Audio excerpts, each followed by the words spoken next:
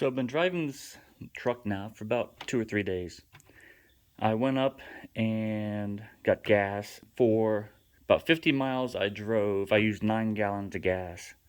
So that's really bad gas mileage. It's like 4.5 gallons or 4.5 miles per gallon, something stupidly low like that. But at least I'm not driving it every day. So I started hearing some noise coming from the passenger side of the engine, thinking I'm gonna find, a spun rocker or lifter or something, but all of them are still set. Also going around looking at other issues that might come across, that might be the sound of metal. And I don't know if you can see it, but right there, my guides are actually causing the push rods damage. So I'm probably going to go ahead and you can see it all the way down. Take off my valve, or take off the push rods. I'm probably going to take off the rocker arms, replace the push rods, and go that route.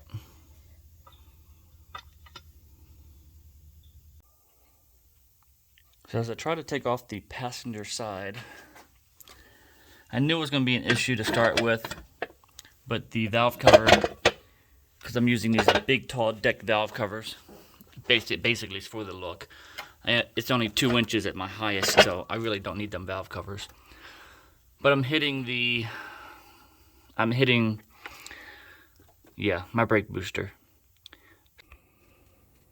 So I didn't have to pull my brake booster after all. I noticed that when I was pulling up, yes, it was hitting on the back of the booster, but it was also hitting on my throttle cable bracket that I made a while back. So it's easier to unscrew the 2 bolts here than it was to try to pull the whole brake booster off, undo all my lines. So once I got that loose, it popped right up. No issues at all. And yes, even on this side, my guides have failed me. I don't know if you can see in there, but all the metallic. So yay. So with this, I'm gonna go ahead and pull my 1.6s, my rocker arms. Let's see the damage. And ready? 1, 2, 3. So pulling everything off, you can see the damage.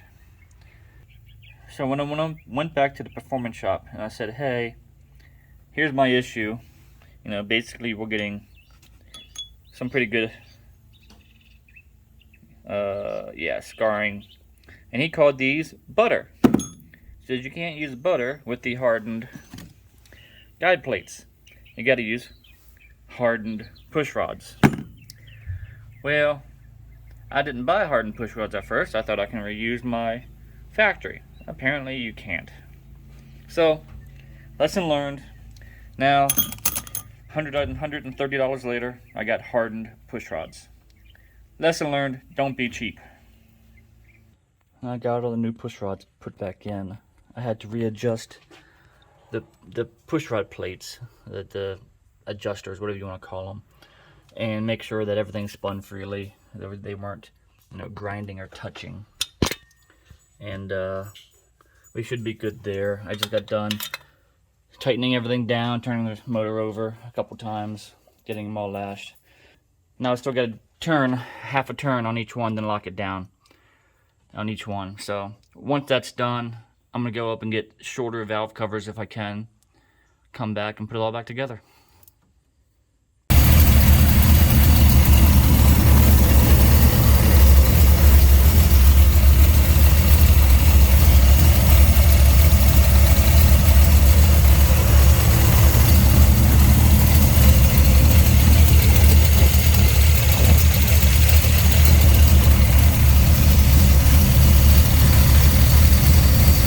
I noticed that the brand new D10 cable that I put on was already stuck again.